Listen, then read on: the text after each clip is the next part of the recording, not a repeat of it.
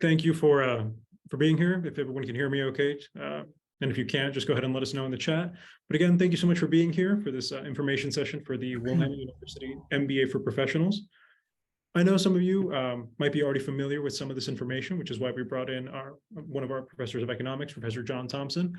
He's going to go ahead and talk a little bit about his area of expertise here for 15 to 20 minutes.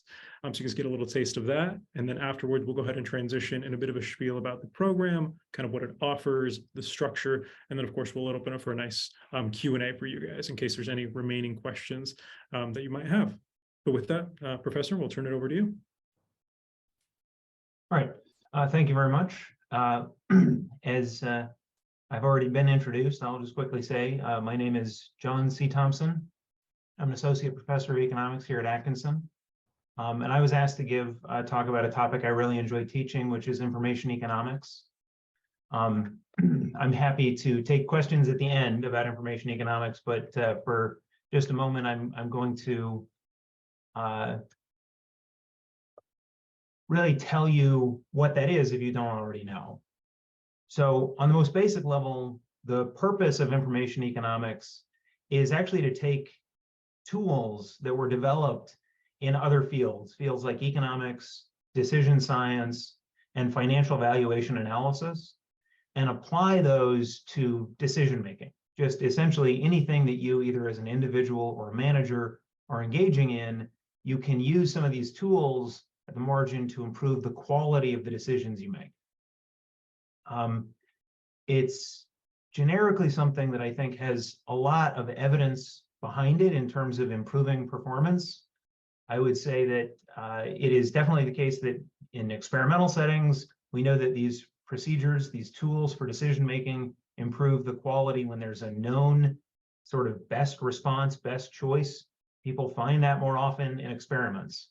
But it's also the case that over the last 100 years, industry analysts who have looked at enterprises that use these tools versus those that do not have better growth in net income and revenue than their competitors. So it is actually a lot of very cool tools, very simple tools once you learn how to use them, that have just about the best track record and are just about the most tried and true mechanisms out there for improving the quality of decision making.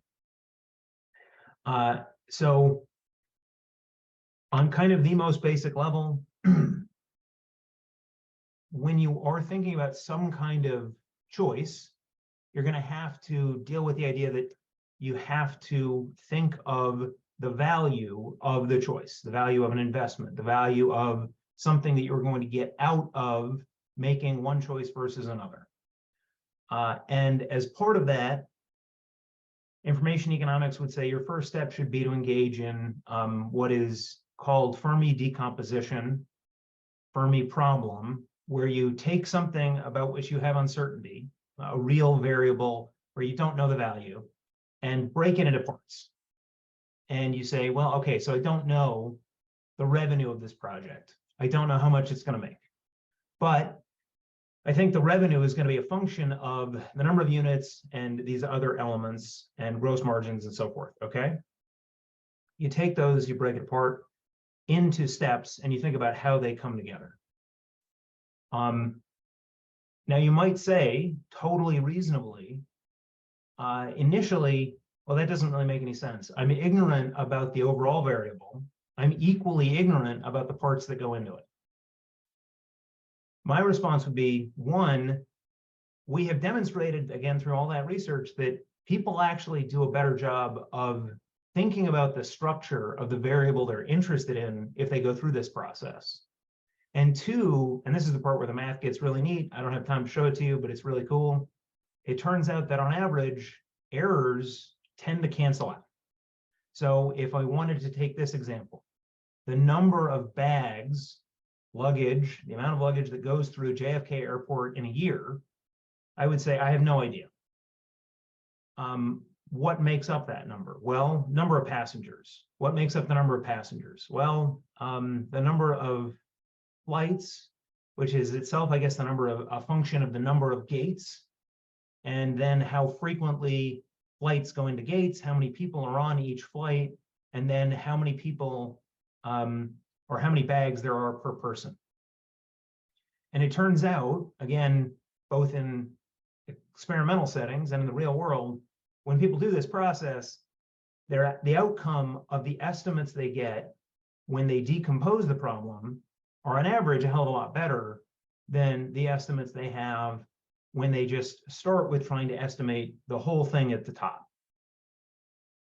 All right, so now we have this process for starting where we say we care about something like, in this case, the number of bags going through JFK in a year. That's just a toy example. Now we want to say something like, all right, what is the possibility, the probability that we get more than a certain number of bags coming through, which would be a problem for throughput, or less than a certain number of bags going through, which could also be a problem for throughput. To assess that, we take those elements in that Fermi problem that we know have some kind of relationship, we estimate the values, and then we interact them in a simulation. And that's where Monte Carlo simulations come into the problem. All we do with Monte Carlo simulations is we take the variables that we identified in the first step, we interact them according to the process we identified in the first step, and we say, how often do they come out with, let's say, an investment breaking even? How often do they come out with an investment making more than X dollars? Or on the risk side, how often do we lose more than Y? And Monte Carlo simulations are one of those things that are used all over the place. 3 quick examples. ExxonMobil uses Monte Carlo simulations to think about downside risk in terms of placing or creating new wells. GlaxoSmithKline thinks about the risk side in doing clinical trials. And Ford thinks about actually the risk side on supply chain risk disruptions. So, right, we're just going through a process here where we started with a problem where we might have said, I don't know what the answer to the problem is. I don't know what to do. We said, let's take it, break it apart into pieces, and then think about how those pieces might interact. Once we've done that, we're at a situation, we're at a point at which we can actually begin using those financial valuation tools to ask how valuable, given the results of our Monte Carlo simulations, how valuable would it be for us to know more about one of these variables in particular, for us to make a decision now versus waiting.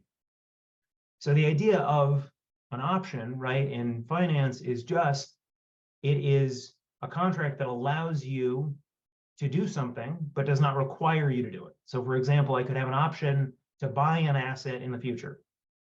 If I strike that option, if I exercise it, then I buy. But if I choose not to, I don't have to buy the asset according to the option. Real options analysis takes that idea and says, let's use the framework of financial valuation to say how valuable is it to have the option to stage an investment in sequence, to do an experimental test bed, or to wait for more information. And in my view, in and of itself, this is really incredibly valuable because one of the best ways people get away from or get around the problem of making hard decisions is they say, we need more information. This is a mechanism for actually saying, well, how valuable do we think at this moment more information is about one of these variables we care about? Instead of just saying we need more information vaguely, we're not sure which information, we're not sure how we use it, this says explicitly how valuable is more information about each variable in ranked order, and is it worth, let's say, waiting for more information? At least when they were beginning their warehouse construction projects, Amazon used real options analysis to think about whether or not it was worthwhile to enter into different markets. Intel uses it for research and design choices, and Disney uses it for theme park analysis. Now, if you've been paying attention, and I know I went a bit fast, but I'm trying to give you sort of an 85,000 foot view of what I think of as a really cool, very important topic. You noticed I didn't really say anything about actually measuring anything, actually using any data. And that's actually intentional. That's on purpose.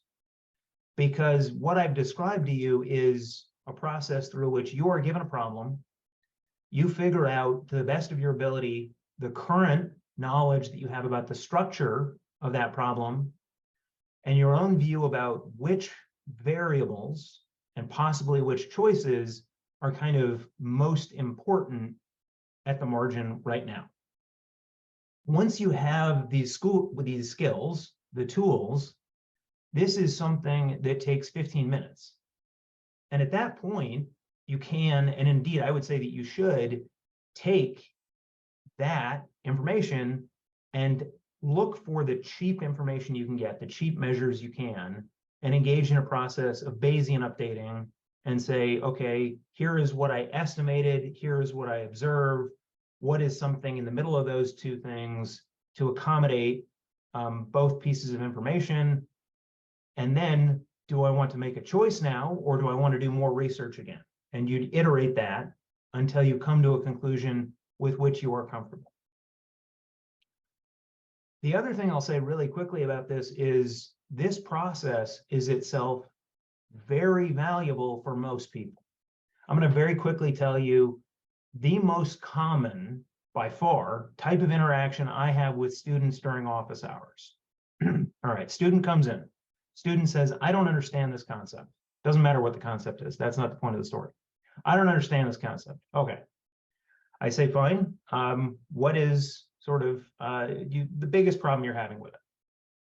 And they say, well, give me a moment to formulate the question. And then they sit down and they think, and they clearly articulate the question. And then they say, oh, now that I've clearly articulated it, the answer is obviously this, right? And I say, yes, you're welcome, because I did something very valuable there by sitting there and doing nothing. The point of that story is to make very explicit a very simple fact about the way most of us think, which is when we do not make our assumptions explicit and we do not think clearly about what is going into our decisions, we can make mistakes and we can be unsure about what is really going on in the decision-making process without even realizing.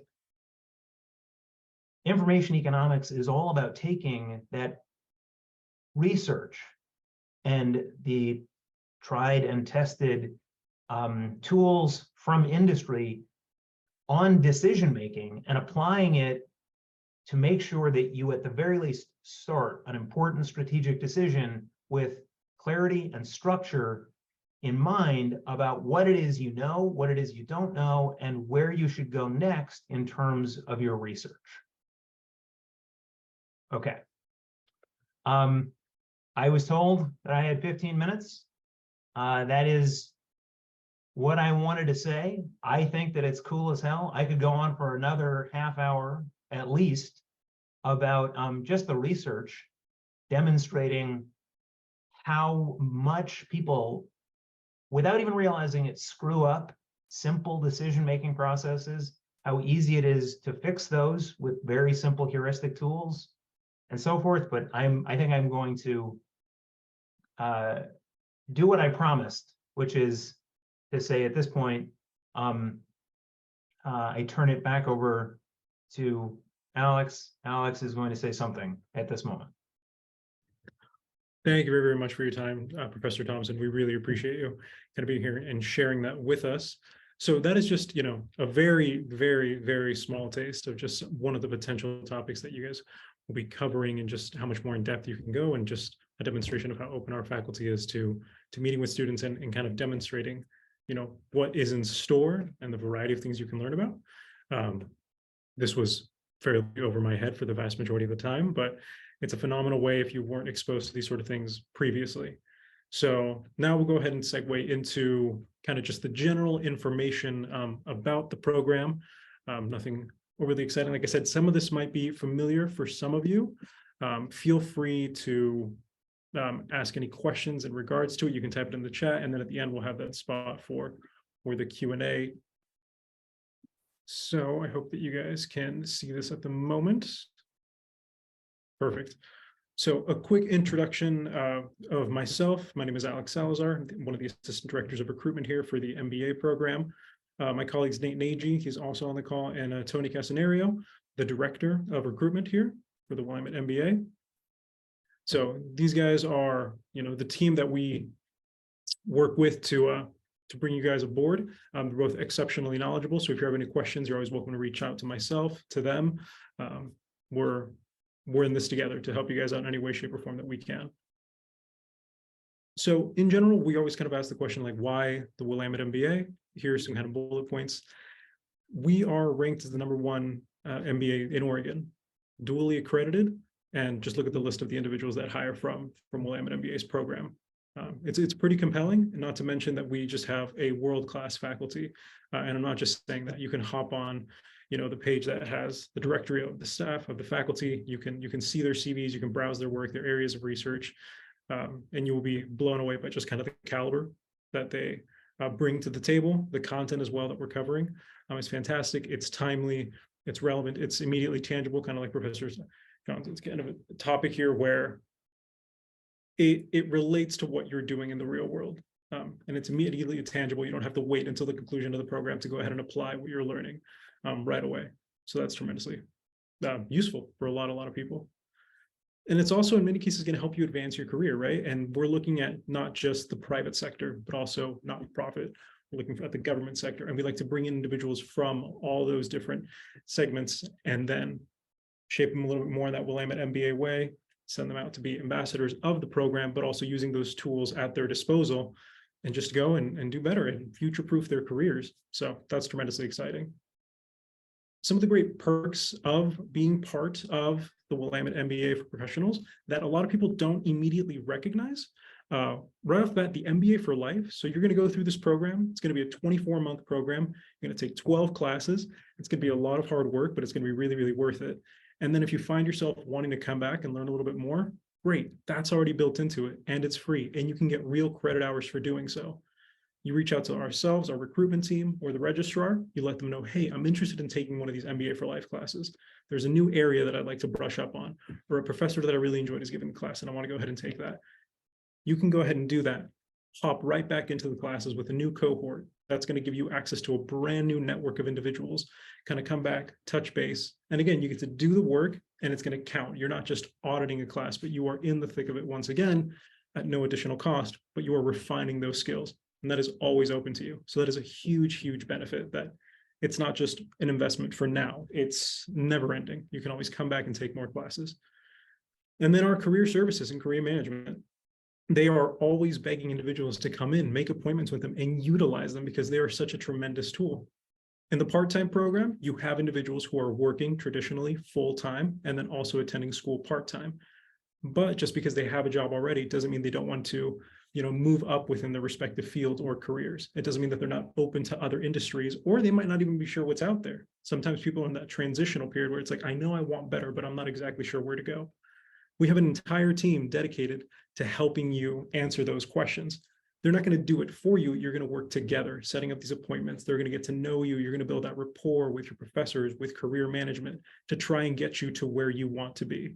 It's a tremendous resource that I cannot recommend enough for all students and sometimes even alumni to reach back out and say, hey, these are my interests. Where can we go from here?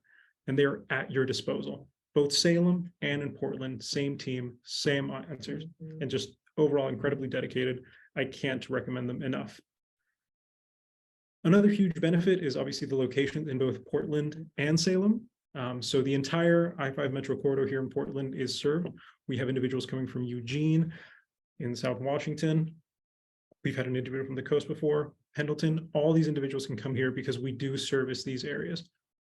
It can be a bit drive for some more than others, but of course it is an opportunity that otherwise would just be restricted to one market. Now we can service a much wider area. Both great locations, they both have their own charm in their own way. Willamette offers a more traditional academic, the campus feeling. You're going to feel a little bit more lively. There's just a bit more hustle and bustle with some of those full-time MBAs that you may see come and go during your time there. And then of course here at the Portland Center at 200 Market across from Keller Auditorium, premium location in downtown Portland, beautiful building and facilities. It really doesn't get much better than that. It really feels like the MBA experience, so to speak. For those of you who don't know, this is the structure of the program. Like I mentioned, it is a 24-month program, and you're going through it with a cohort. So there's a cohort model, about 15 to 20 other individuals, give or take, that you're going to go through your core classes with. These are going to become your friends, colleagues, confidants. You're going to go through all the joys of it together, and this is when you would do so. There's 6 terms or 6 semesters, 2 classes a term or a semester, and this is what it looks like. It is fairly structured, but that is in the interest of serving the business professionals that this program is catered to, right? A lot of individuals have other commitments, families, children, other things that might be going on in their lives, their jobs, clearly. So a lot of times people like to know, okay, I want to plan out what this is going to look like, and we're trying to help you every step of the way in order to do that. So we go ahead and tell you upfront, be like, hey, this is a pretty good idea of what it's going to look like. Here's what you're going to take and when you're going to take it. 3 of these classes you can see are electives, and that's going to let you branch out, talk to other cohorts, grow that network even more, and take some classes that you might be interested in versus ones that we have already picked out for you. Also, if you're interested, we can always follow up this discussion. There is a certificate with data science, and if you find yourself taking some of those classes in your electives, loving it absolutely, and want to continue with the dual degree option for the Masters of Data Science, the more the merrier. It's a tremendous opportunity. It's great tangible assets. And that's something that we could definitely have a conversation about. Just go ahead and let us know. We have partnerships. These are just some of the ones that we have here with these organizations, these companies. If you are an employee for one of these organizations, you are eligible for employee partnership discounts. And these are automatic tuition discounts. And these are just given to the employees of these organizations. We recruit from, premium employers, and we would like to reward those individuals and incentivize them to kind of bring them on board. Again, if you know anybody that works at these locations, we have a great refer a friend program. There's great incentives for you to spread the word and bring individuals from these organizations and others. If you work at an organization that you feel could be a potential preferred partner, go ahead and get in touch with someone from the recruitment team, and we can begin that conversation as to what that looked like. We never like leaving money on the table. If we can assist an individual and an organization, kind of help them out in any way, shape, or form to pursue their MBA or higher education goals. Of course, we have a variety of available scholarships, and you can find more about this on the website. We take a holistic view to the application process. So don't ever look at one of these, read the description, and count yourself out. We're not looking to limit or gatekeep in any way, shape, or form. Quite the opposite. Let us know. We're going to try to give you the best guidance possible, make you eligible for as much of this as we can to give you the best scholarship package that we can. So never feel limited. The idea is that we're going to have a lot of options for you. The process in which you apply is very straightforward. This QR code is going to take you right to it. Easy step process. You're going to begin that application, start uploading some documents, your transcripts, references. Again, this might be a little redundant for some of you. Your GMAT or GRE score, don't get scared by standardized testing. I know it's something that not many of us like or would like to go ahead and do again. There is an incentive to do well on GMAT, GRE if you do take it. If you score in the 60th percentile or higher, you are eligible for further scholarships. However, if you feel that you have sufficient work experience, go ahead and let us know. We can see what we can do about that. So please don't feel disqualify yourself automatically. If at any point you have concerns with any of these documents or requirements, go ahead and let us know. We're going to work with you to see what we can do. And then lastly, of course, we're going to have an admission interview with our Senior Associate Dean, Alexander Subert. Tremendous gentleman, all about getting to know you, you're fit for the program. We're trying to set you up for success. From that, we're going to take a holistic view once again with the scholarship committee. We feel that you're a strong candidate, which at that point, if you made it that far, you are. You're going to go ahead, get an offer, and at that point, your scholarship offer. And that's how it works. Just kind of, again, a broad overview. And at every step of the way, we're working with you. Our phones are open 24/7 to help you through every single step in this process. I know I just threw a lot of information out at you guys, but again, I just want to thank you. It's a lot. Are there any questions that you have? Big, small, for myself, Professor Thompson, if you're open for questions, perhaps, if anyone has any for you. Again, this is your guys' time to anything and everything, please feel free. And you're also welcome to go ahead and type it in the chat as well.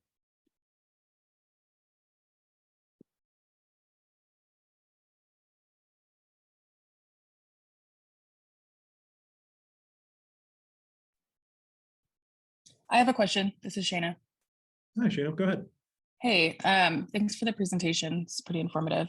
So I'm somebody who lives in Eastern Oregon, so I actually live in Pendleton too. So I was curious more about how that might work, or I guess folks who don't live in Portland or Salem for the professional section part. Absolutely. So the program does have a very strong, it is designed to be an in-person program. That is definitely without a doubt the focus of it.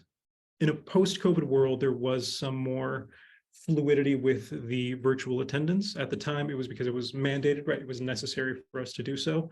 Now, as we have began to transition out of that period, again, the focus has been shifted once again to in-person. Now, whether some faculty members, depending on how they choose to run their class and the structure of the class and just the content covered, lend themselves a little bit more to having the Zoom and or hybrid option. I wouldn't go as far as to say that it is a hybrid program, because it most certainly is not. And again, the faculty reserve the right to kind of make those determinations themselves. So I would go into it with the expectation that it is an in-person program twice a week in the evenings.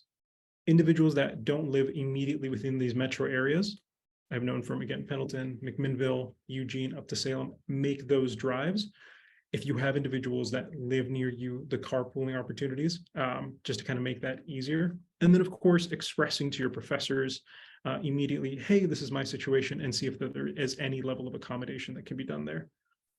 Program-wide, from the recruitment perspective, we do have to be as transparent as possible and let you know, again, the expectation is an in-person. Of course, in an emergency, something comes up, accommodation is always our priority to make sure that everyone feels that they are, receiving fair and equal treatment. But again, that's a conversation that I would highly encourage someone to have with their professors right off the bat, as kind of the expectations up front are that people know going in that it's like, okay, we're going to be there, bar something happens.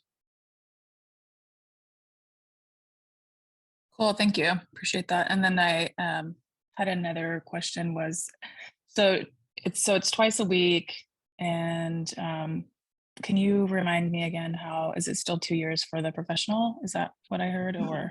So yes, and so this is the structure of it. So each term, so you have 6 terms over the 24-month period.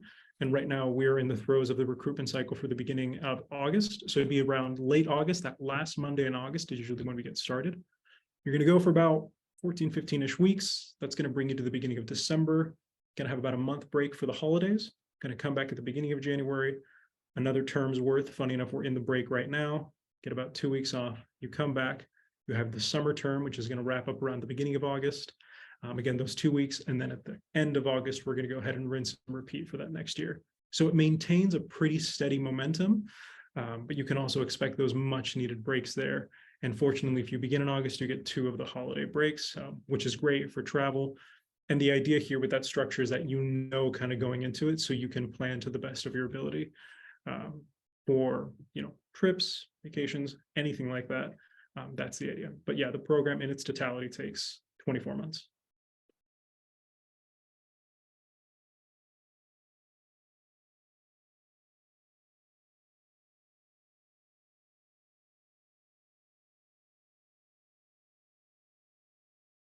Cass, Nate, if there's anything that you guys feel that you would like to share, please feel free. Yeah, no, we really appreciate everybody coming tonight. We know you guys are all busy and you've got a lot going on in your lives. And so, yeah, thank you very much. And this is your chance. Professor Thompson's here. If anybody has anything they'd like to say, this is a great chance before we wrap things up. I think Professor Thompson should just keep going. Go ahead, keep going. No, I had a question. So scholarships, maybe I can talk with one of you all offline, but I'm just curious about, I think, any scholarships or things like that available. Yeah. So the scholarships, the best way to get that scholarship offer, we like to take the approach that you should have as much information in front of you as possible and make the most informed decision. Make sure that your values and what you would like align from the program that we are offering and delivering. The best way to do that is to go through the application process, right? Because we're going to learn a lot about you. You're going to get all those documents in. And like everyone that's gone through it knows, it's non-committal. Of course, we would like you to join and be a part of it, especially if you've made it that far, because we feel that you are a strong candidate. But we understand that there are a lot of factors at play. Once you go through that application process, you have that interview, which is so critical. And Dean Subert is able to, again, converse with the scholarship committee and make that determination of what you're eligible for. That offer will be extended to you. If it is extended to you, it will be offered to you. In that letter will be the amount that you will be awarded, so to speak. And if that is a value that you are, a number that you are comfortable with, you can then go ahead and make the deposit to enroll, reserve your spot, and you're in. And then we have plenty of time between now and August to kind of work out any potential wrinkles that may come up. More often than not, they don't. But if they do, it's always great to have an abundance of time to kind of address those. But the best way to see kind of what you're eligible for or what that offer will be is to go through that process. Fortunately, we don't have any sort of application fee. We're not trying to nickel and dime you for an extra 20 bucks. That's not it at all. We actually encourage everyone to kind of go through that application process just so that they know exactly, instead of wondering like, oh, how much? It's like, well, we can tell you. We can go through that together and get that firm number in front of you.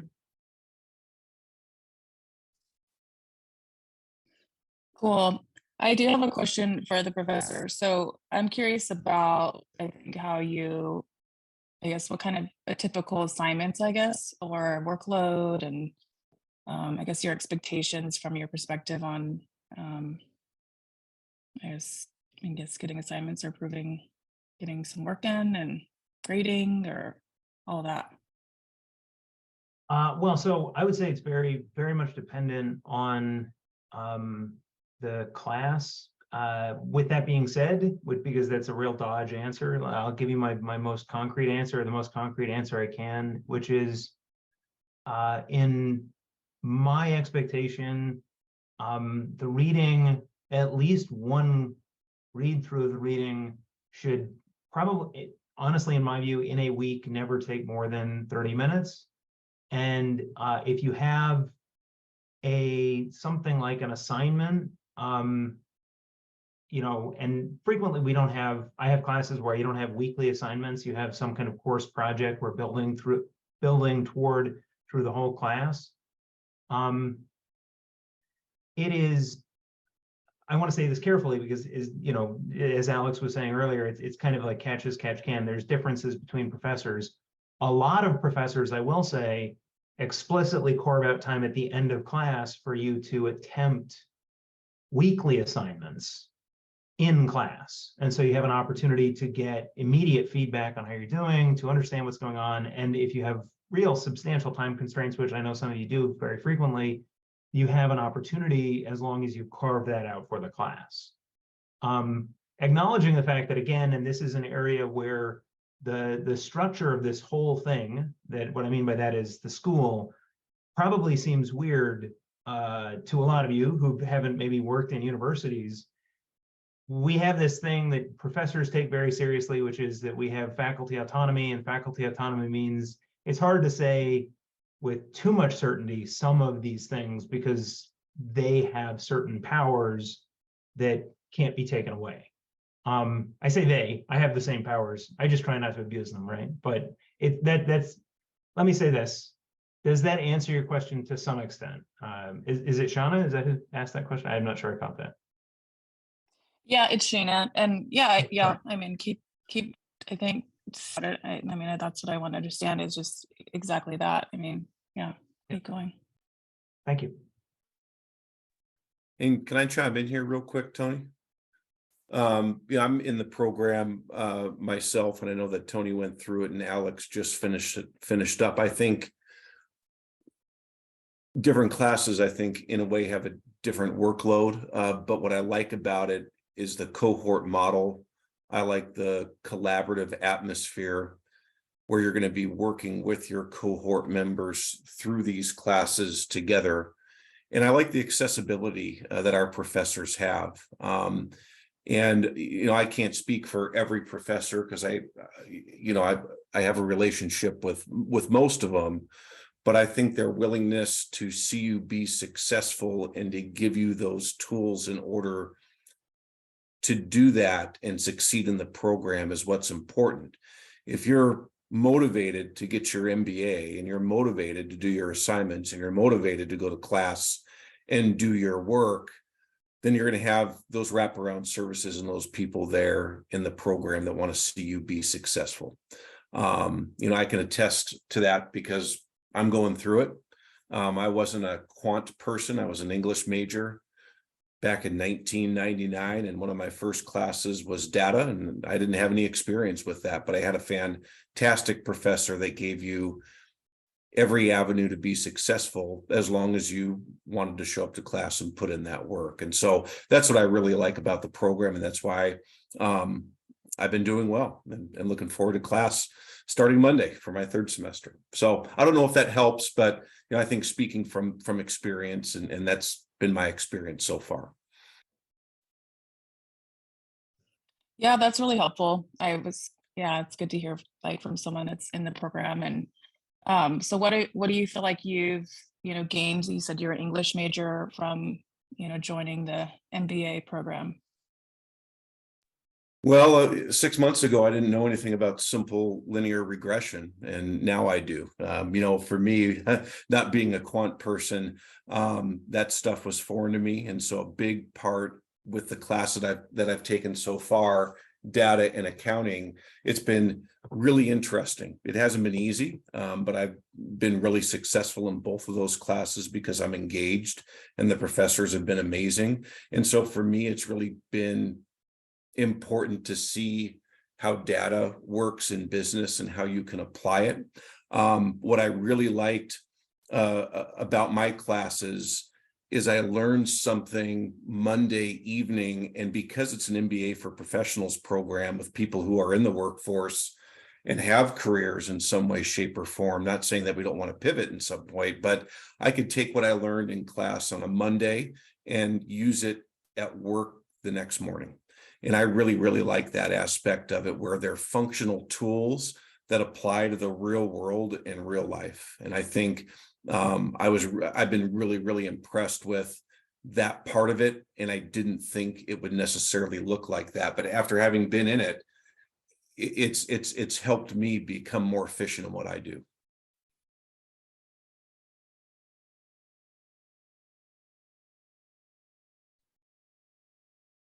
Cool, thanks.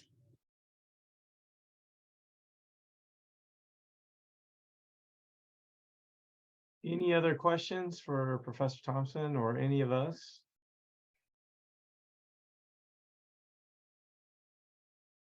Well, we really appreciate again that you guys took the time to be here. And I know this was kind of a short notice. We really want to put on at least 2 more of these throughout the summer, and we're going to be giving more notice and have the dates up front. And what we really want to do as well is to let you guys know that we're going to be plugging our May 12th. If you want to save the date on your calendars, May 12th, there's going to be an actual open house at our Portland Center. There's going to be more information about that to come, but essentially some meet and greet, some time to just do some socializing. Our goal is to get some professors in the building, to give you guys a tour, maybe again have another hot topic item talked about, and just get a better feel for the place. And then again, we'll be having a couple more of these, and hopefully Professor Thompson will want to come back again and speak again. And so we're excited about this upcoming year. We're excited to get information in front of people. Again, we know you guys are busy. This is kind of the way of the workforce and the type of people that we're recruiting for this program. But we're, as Alex said, we're accessible. We want to help everyone out, answer your questions, and get you in a place where you want to be so that you can be successful. So let us know how we can help. All of our contact information is on the website. And Alex, is there anything else you want to say, or Professor Thompson, or before we finish up? No. Nate, anything else? No, but just thank you to everyone for being here. Again, please do not hesitate to reach out in any way, shape, or form.